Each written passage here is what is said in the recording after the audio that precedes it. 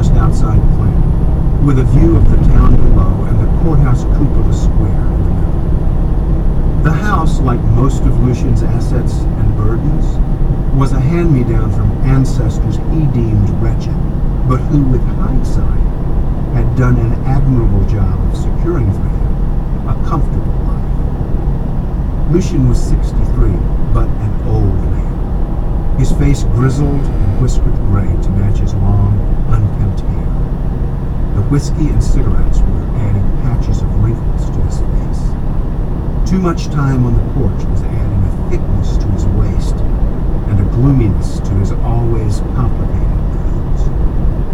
He'd lost his license to practice 9 years earlier, and according to the terms of his disbarment, he could now apply for reinstatement.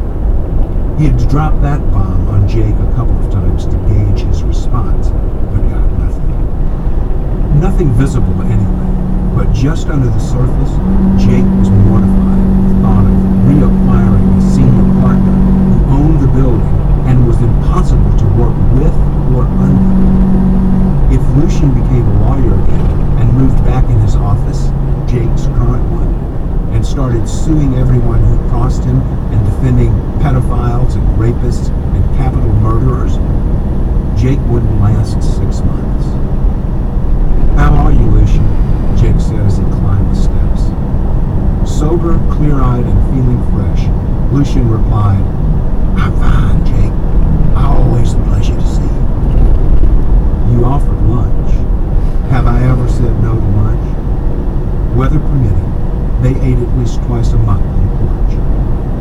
"Not that I recall," Lucian said, standing in his bare feet and offering a hand. They shook heartily, did the quick shoulder pat thing that men do when they really don't want to hug one another, and took their seats in aging white wicker chairs that had not been moved more than 6 inches since Jake's first visit a decade earlier. Sally eventually appeared and said hi to Jake. He said iced tea would be fine, and she strolled away, never in a hurry. She had been hired as a housekeeper, then promoted to a nurse to care for Lucian when he threw a bender and checked out for 2 weeks. At some point, she moved in, and for a while the gossip rippled through the public. It died soon enough, though, because nothing Lucian Wilbanks would do would really shock anyone.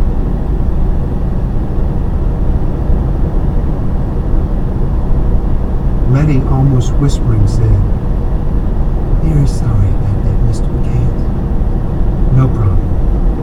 Look, Ms. Lang, there's a very important matter we need to discuss as soon as possible, preferably tomorrow in my office.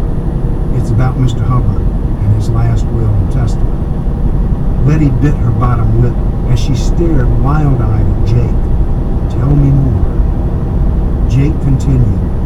"The day before he died, he made a new will, one that he dropped in the mail so I would receive it after his death.